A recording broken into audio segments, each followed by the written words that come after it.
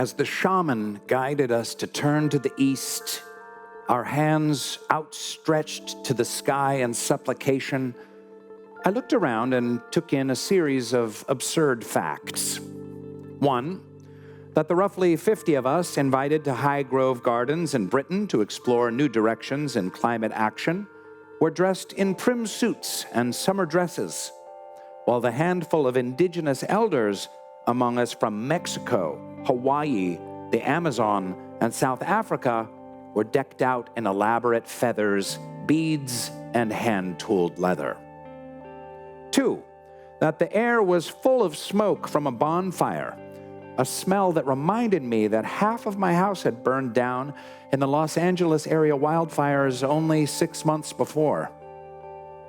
Three, and that about 20 feet away, his royal arms in the air, was Charles, the King of friggin' Britain. This gathering in July was sponsored in part by an environmental group I work with called Grounded, and it was one of many I've attended in my newfound role as part-time climate activist. You see, about 6 years ago, during my daily practice of sitting in my underwear and sending out angry tweets to climate science deniers, I looked myself in the mirror and decided it was time to be more than a keyboard warrior. Now, absurdity aside, the event at Highgrove cemented one central idea: to transform our relationship with our planet in this time of climate crisis. We need to value nature as profoundly sacred, spiritual even. As global warming speeds up, the impacts are growing more frequent and destructive. Just last month, my wife and son and I had to evacuate our cabin in Oregon because of wildfires worsened by a heat wave. Our fourth evacuation in 6 years. I'm starting to take this personally. I mean, give me a break, oh Vulcan, god of fire. Between heat stress, habitat destruction, food scarcity, and increased parasites, biodiversity loss is also increasing exponentially. According to the National Audubon Society, over 30% of California's native species are threatened with extinction. Now, we can pass all the legislation and sign all the international agreements we want, but if most humans have learned to treat the earth as an ATM to suck resources out of, and as a garbage can to dump waste and pollution into, there's a much deeper imbalance. Without respect for nature, our hearts stiffen. As the Lakota leader and author Luther Standing Bear wrote in 1933, the old Lakota was wise. He knew that man's heart away from nature becomes hard. He knew that lack of respect for growing, living things soon led to lack of respect for humans, too. Around the same time, Black Elk, the Oglala Lakota holy man, wrote, "Let every step you take upon the earth be as a prayer." Encouraging more people to make a spiritual connection with nature may sound ambitious, if not downright delusional. But it is something that the political right and left could potentially embrace. The left might find this in science and in the beauty and interconnectedness of life. The right might find resonance in God's creation and the stewardship of agriculture and in conservation of land and water. Now, I know what you're thinking.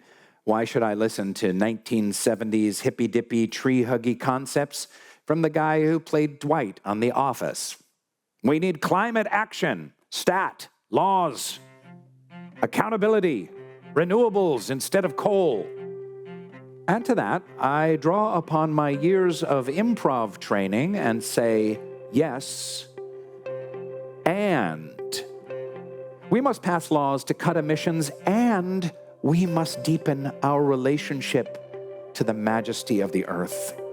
Awe is actually a gateway to deeper environmental healing.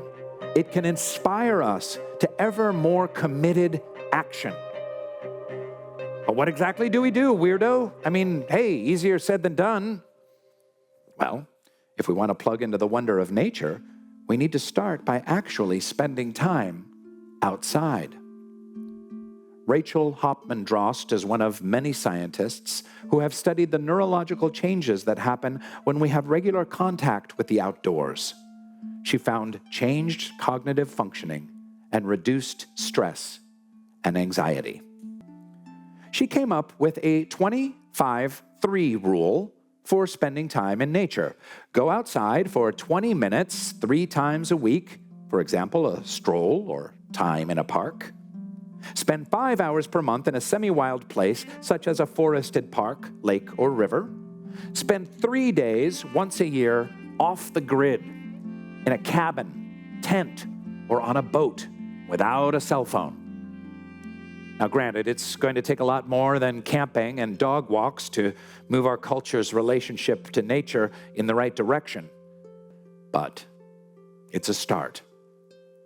It was actually at a Baha'i religious youth camp in Seabeck, Washington, where we sang for hours around a campfire, collected shells at the beach, and prayed and meditated under a cathedral of Douglas firs that I first discovered blissful interconnectedness with nature.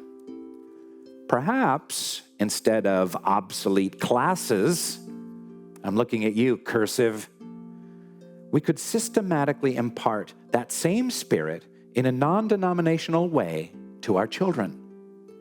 We can call on leaders from across the political spectrum to prioritize teaching our children about conservation and the majesty of the natural world through outdoor experiential learning.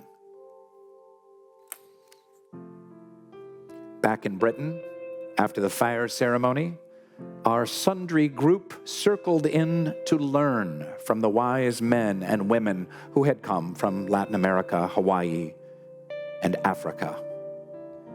Civilization, they told us, has, for the last several hundred years, had a relationship of extraction with our sacred Mother Earth, and instead, we need one of sacred regeneration. Regeneration is the key word in this conversation. It points to the cycle of death, growth, and life. Regeneration is hope. Since that unforgettable afternoon, I have let this concept sink in so that it motivates me to make my steps upon this earth be more like prayers. And so that the fires in the future are the kind that involve indigenous elders. And, just maybe, the King of friggin' Britain. Thank you.